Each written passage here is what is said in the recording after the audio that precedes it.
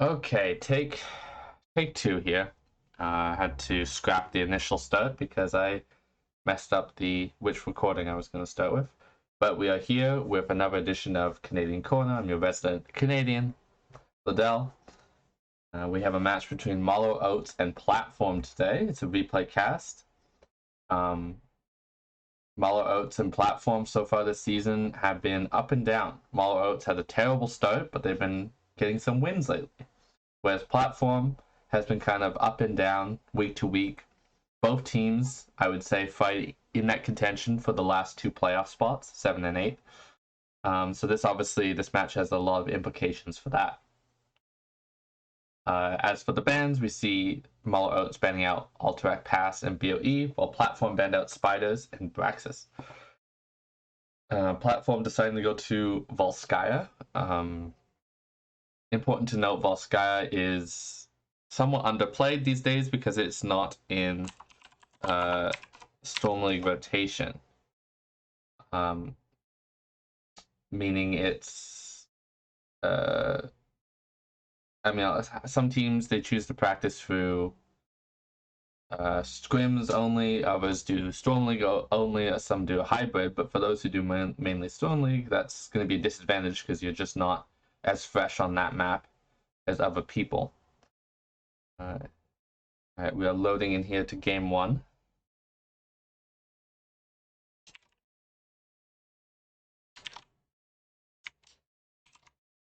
So let me switch over screens here to the in-game. Beautiful. Alright. As we start off here, we have on the red side, we have Sir Noble on the ETC. We have Wipeout on the Urel. We have Goku on the Chromie, with Ace on the Maiev, and Ektar on the Anduin, taking out the Scissor Hands, as I think the sound is a bit too loud for my liking. I'll turn it down a little bit. So that is Platform. On the other side, we have Mallow Oats with Crafty Devil on the Imperius, Saint Terminator on the Sonya, Dirk on the Murden, Solskito on the Grey Rexar, and Pie Maker on that carry Vala. Important to note that we've gone for a double bruiser comp with a solo heals Rhaegar. Is this 2018? Is this a Bloodlust comp? I think it might be. We see a bit of an engage mid. Nothing much. Looks like we might be going into a 1-3-1 setup with two solo lanes in the farthest lanes, and then the 3-man rotating as needed. Ace is on his Maiev, who I know is a favorite of his. While Sir Noble on the ETC. This is interesting. I definitely give the team fight advantage early to... Well, this is hard because both Imperius and Sonya are quite strong out of the gate with their base kits. But I think the weakness of Rhaegar's healing, especially early, is going to be an issue early game. As we see Dirk forcing the turret camp out here. And they're going to be able to successfully steal this without much opposition, which is definitely a feels bad on the side of Platform. You hate to see both turret camps fall into one side, and that may pay dividends come first objective. Looking at the talents, we see W build from Chromie. I know nothing about DPS, so don't ask me. Block Party, that's interesting. Definitely for the AA Vala carry. As we see Dirk in a little bit of trouble here. He drops the turret in time, but they get the kill. So we see Platform getting back some of that value, some of that really important value of dropping the turret camp and getting a kill. But they're still down one turret, so we'll see how that plays out in the future. They're using that kill to, of course, get the healing camp, which is very important on this map, come objective time. But we still see a bit of an XP lead, although it may even itself out. Yes, it will, because there's a whole wave bottom that Wipeout will be able to clear.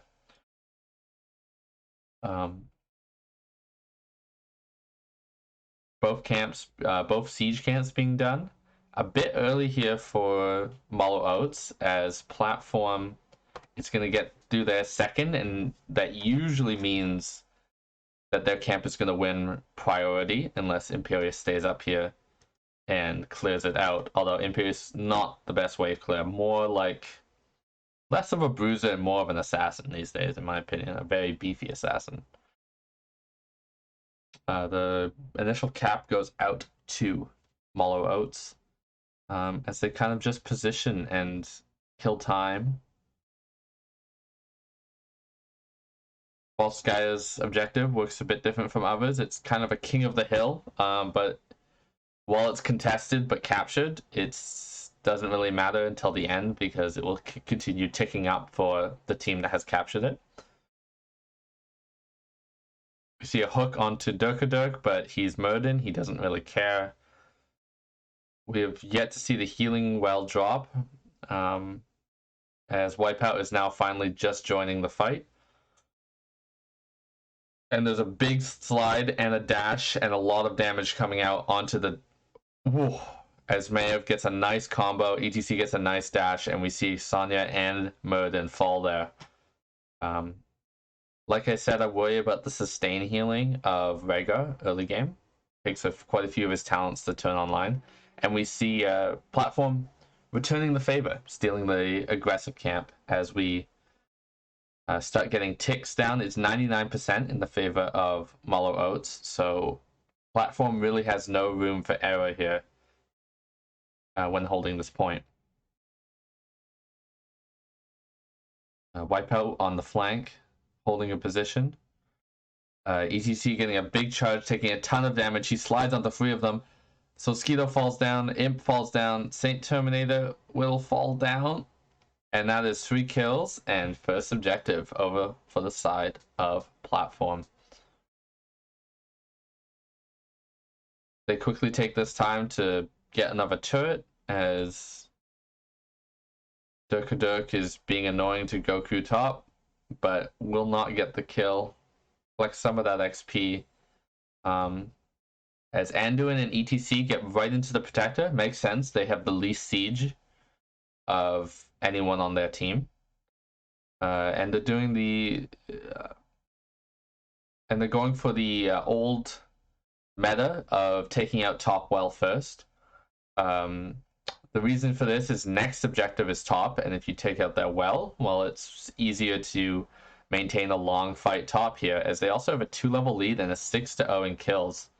So actually quite the oppressive lead that I didn't really take notice of. As Piemaker gets caught out again by Ace's Maiev, looking really good so far, getting the hooks they need, and the damage follow-up from Goku is on point.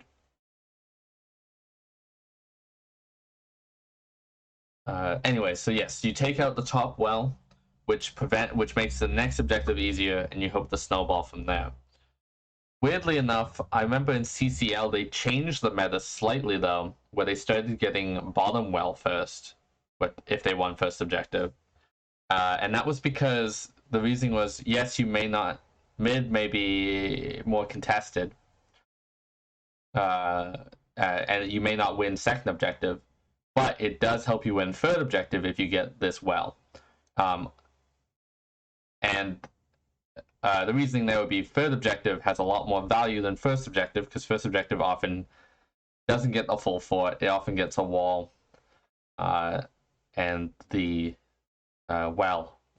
But if you get third objective, that one is usually pushing a keep around the level 16 to 18 mark. And so that provides a lot more value than the second objective, which often just gets a fort. But I mean, really, this is kind of nitpicking. Value is value, and any structure value you can get is never a negative, right? We see both teams positioning. They now have 10s over this healing camp. Sanyo is bottom, so it is a 5v4. Mallow Oats looks like they're deciding to give, although Dirk is around the situation.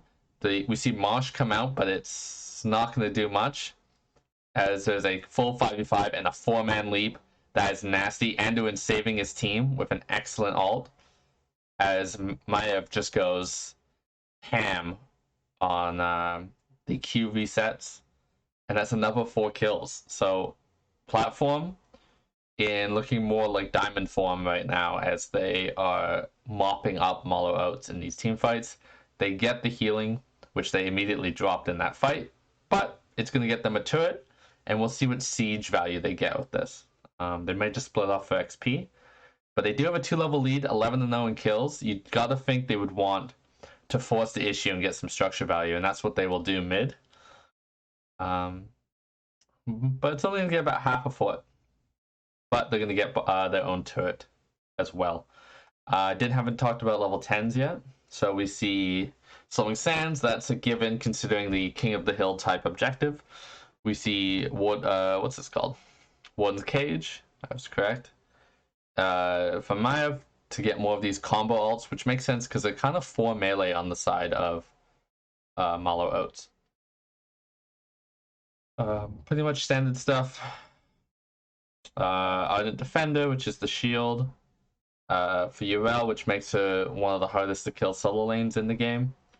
And we also saw Anduin's Holy Word Salvation, which is the shield, and that almost won the team fight by itself last. So you can already save value on picking that ult. We'll see. It's risky though, because there are a lot of stuns on the enemy team, so we'll see how much Ektar is able to get it off successfully. Platform has taken the top fort already, so they're just collecting the objective top without much ability to siege anywhere. But Mallow Oats is here and ready to contest because this is their last chance pre-16 to do so. We do see a Bloodlust Rhaegar. I didn't see it go off in the previous fight, but it might be... It's kind of the all-in aggressive is what they're going for. As Crafty fails to get a Q onto Goku and takes a lot of damage in return, as Wipeout has gotten 16 bottom, and now Mallow Oats is on the back foot. It's going to have to step back again. Personally, I think, yeah, I can understand why Mallow Oats wanted the aggressive engage there, but 13 to 15 is still a big talent disadvantage. Maybe they could have sieged bottom, traded out some structure value, and conceded the objective. As we see Saint Terminator taking a leap onto Goku, a lot of damage coming out. As the Marsh misses, the Warden's Cage for the most part misses. No harm, no foul, but Crafty Trent is a little stuck here. But it's Imperious. It's a lot of healing. We haven't seen Bloodlust popped yet, which is surprising. Both teams kind of disengaged at this point. Piemaker almost out, as we've completely forgotten about the objective. We're now mid, brawling over neutral ground. We see both turrets dropped, but a healing camp picked up for platform. As we have an objective now. Mallow Oats did a good job of trying to get some kills there, but cutting their losses, not feeding any more deaths. But now they have a protector to defend, and 2 weak forts, and a nice big fat wave top. So we'll see what they do. This protector coming in, stomping down mid. We'll see if they go for bottom fort to help them secure the next objective. It looks like that's what they'll be doing.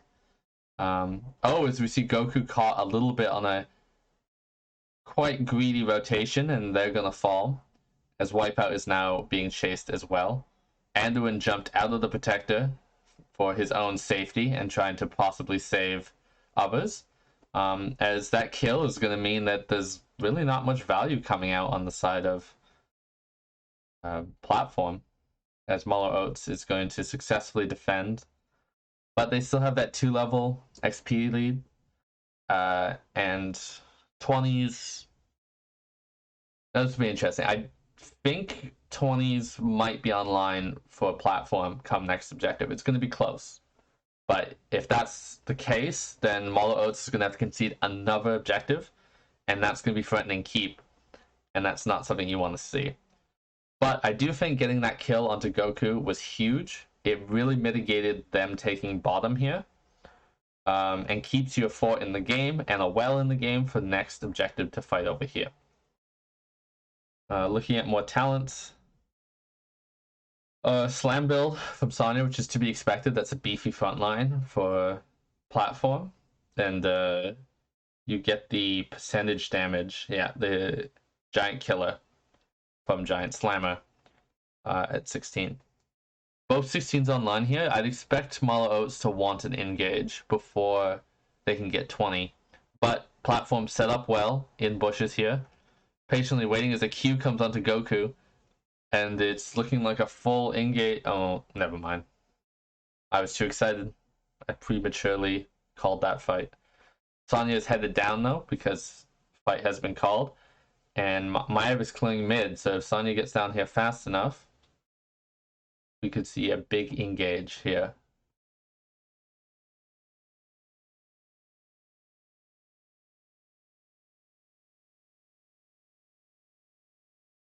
Alright. I just realized, is game audio coming through? Doesn't appear so. Okay, well that's my bad. I haven't identified that up to this point. Let me try and see if I can fix that between game 1 and game 2 here.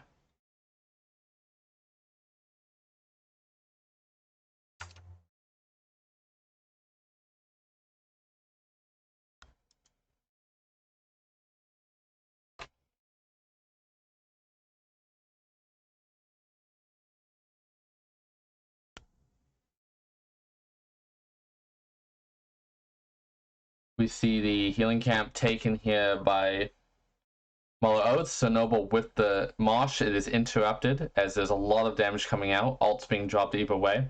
The fight is quite even right now, the 3-man leap. Although Ecto with a really nice protect as healing up the members of the enemy team. Bloodlust popped. Doka very low, but is going to get out. A nice stun onto Goku. Crafty Devil falling low. He is going to fall here. It is a 1-for-none trade as 20s come online, and the Pie Maker is going to dash out of there. I thought they were dead for sure. I also didn't talk about this, but it is W build, which I find surprising. I guess onto the Maiev, into the Maiev, you don't really want to go the Gambit talent, but you have the Bloodlust set up and a beefy front line to protect you. I don't know. Definitely the risky move, but maybe in retrospect they would want risky at this point in the game where they're down 12-1.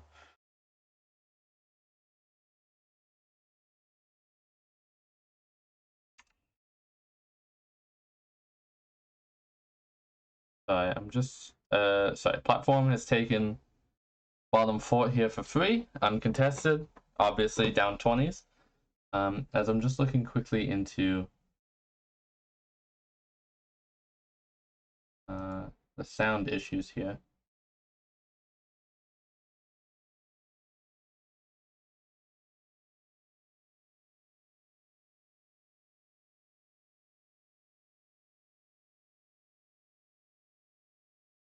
Alright, that is quite odd. I apologize, but I mean, lucky viewers get to listen purely to the sound of my voice. Of course, objective goes uncontested. Both teams take their siege camps top. I assume platforms is going to win for sure. Although actually, this is an interesting scenario where the entire wave is being trapped behind the camp. Anyway, so let's go bottom here as we see front wall falling easily. 20 still not online for Mallow Oats as Platform is looking to secure a kill here.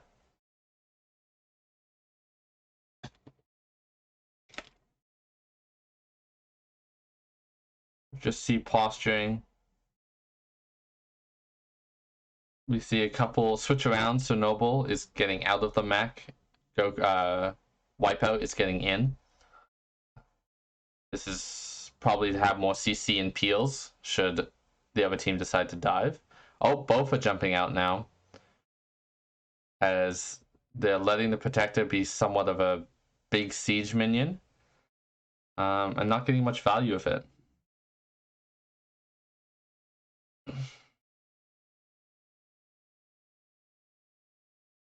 20 is now online for Mallow Oats, so platform being understandably sheepish about engaging. The only issues here is, like, have they gotten enough value? They have all the forts down, but 12-1 in kills, all objectives won. You would hope, I would think that you'd have a keep by now in a possible win condition. They are going to steal this turret out.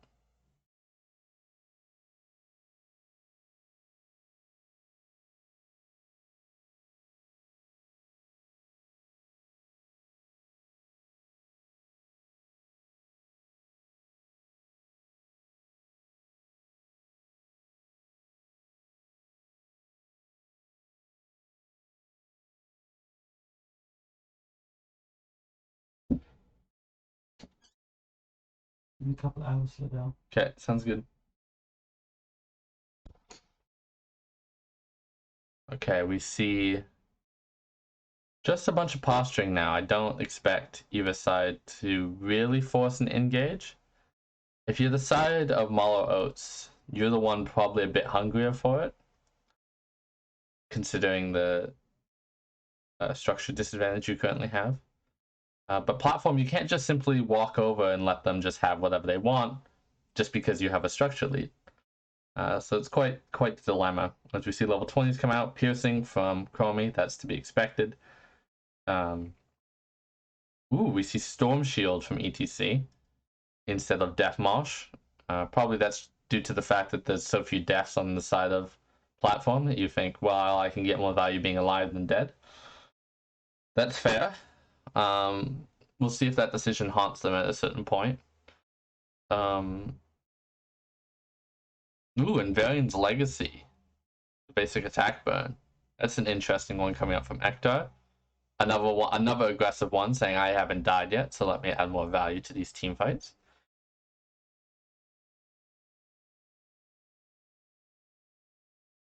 Both teams just posturing here. Bottom camp not being capped yet. I assume they're waiting for objective to come out. Not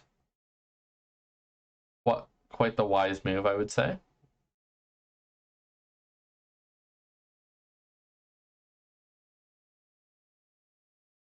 Mallow Oats looks unsure right now. They look like they're hungry for an engage, but sheepish about how to get it. So we'll see if that translates into anything. We're getting to the point in the game, though, of death timers being so long that one wipe could honestly end it. Probably 2 wipes for the side of Mallow Oats, but just 1 wipe for the side of platform. Turret will be captured here. Also, let's see the toys. So they have a healing camp and a turret soon to be. The other team has 2 turrets and a healing camp. 3 turrets and a healing camp. It's a huge advantage there, and we'll see how that plays out in this fight. As they're looking to get a stun onto ETC, a leap, everything goes out onto him. As Ektar pulls Sir Noble out of there, and we see a bunch of toys used for the side of platform, but they do get another turret. So it's still 2 turrets in the hill camp to 1 turret in the hill camp. The cap goes over to the side of Mallow Oats as both teams posture. We see the slowing sands go out, which is going to bring a lot of slows onto the camp and going to make it harder to get that flank invade. As we have 16 seconds till a leap from Insomnia, so I assume that is what they're waiting for. as they take this time to clear out top lane, clear out that camp that was on the delay capture here. As platform moves up and they're somewhat separated and scattered all over the place. And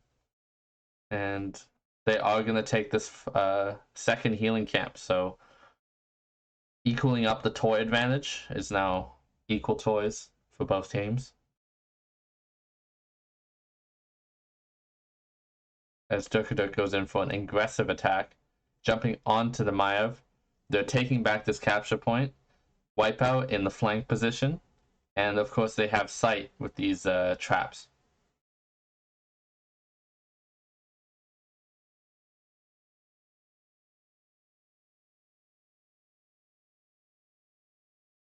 Oh, a nice mosh onto the Murden. All ults are dropped, all toys are dropped, as there's a bit of a clusterfuck going on. Healing camps doing work, healing each other. Ecto with the huge protect, but a stun, then the leap, as, oh my god, the Bloodlust is here to clean up. The stun's too strong for the side of Mallow Oats, and they get a wipe and objective. Are they going to be able to run this down? It looks like they're going to try to. I think the call is to run it down.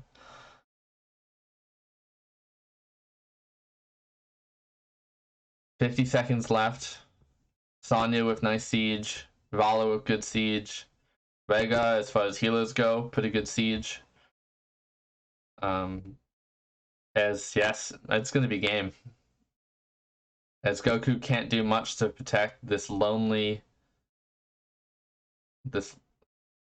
core. As, yeah, this core is going to get smacked down. Ecto, the peak platform right there, feels bad. Dominating the entire game, 12-5 in kills. But one slip up was all it took. I would hate to go back to the replay too, but maybe Deathmosh might have been the difference there. As I look at the game summary, here we go. So Vala, of course, being the lone carry of Mallow Oats, but Chromie arguably carrying harder, 94k damage. And Maiev isn't really a damage dealer either sometimes, depending on the perfect situation, but she's more of a CC setup character. I put more on what a bruiser offers to a team fight than a necessarily range damage offers. So that's game 1. I'm going to be back for game 2, hopefully with audio issues fixed. See you soon.